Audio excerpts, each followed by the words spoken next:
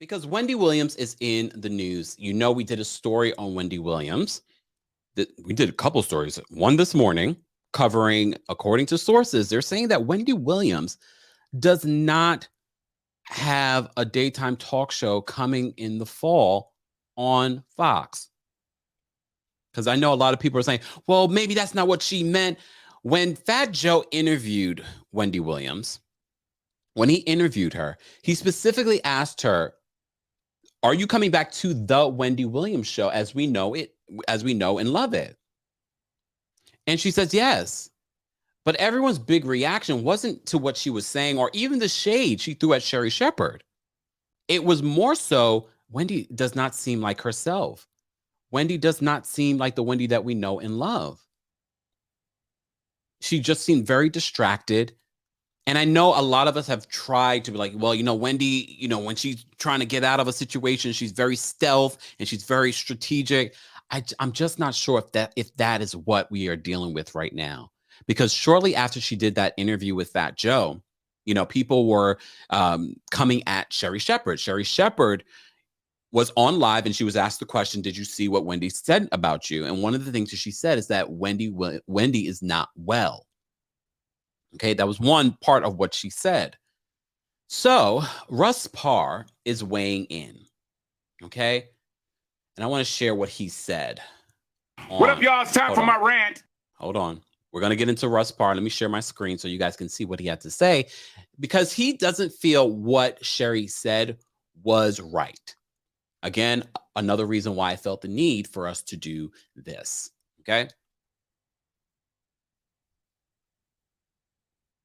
Okay, listen, a lot of people are going to say, well, Russ, you may be wrong about this. Wendy Williams basically said that she was coming back to her show. I thought the problem that I had with what was going down yesterday was Sherri Shepherd.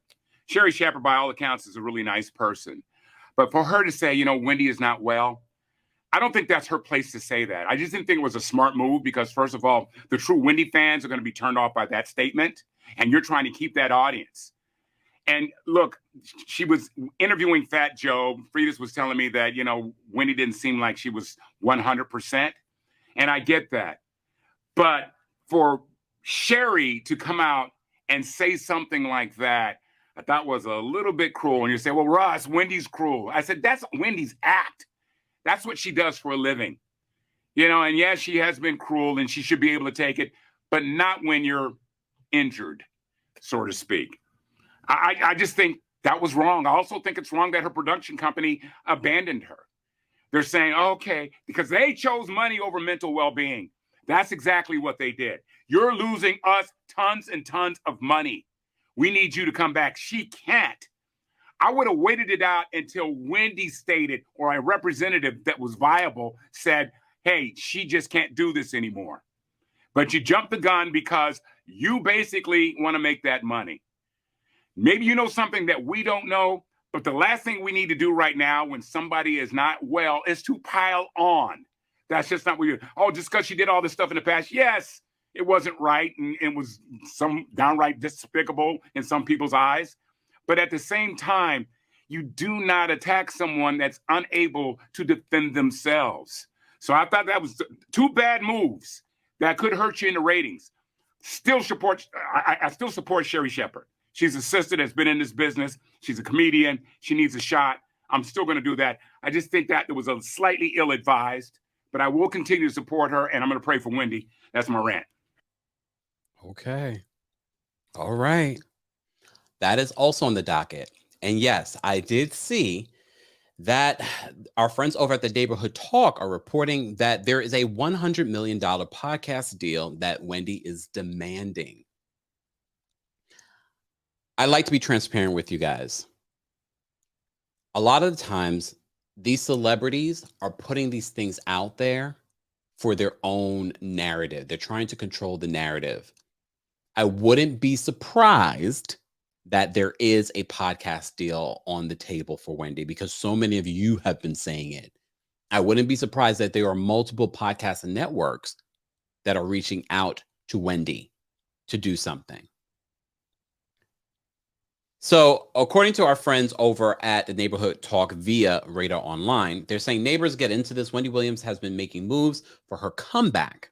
Okay. Wendy is demanding the big bucks of $100 million for a new potential podcast deal. According to Radar Online, sources close to Wendy claim she has received countless offers for a podcast ever since she stopped appearing on The Wendy Williams Show due to her ongoing personal issues. The companies Wendy have been talking to are allegedly concerned about her ability to show up to work, though. Wendy believes that her new show should go to one of the two biggest podcast companies, iHeartRadio or Spotify.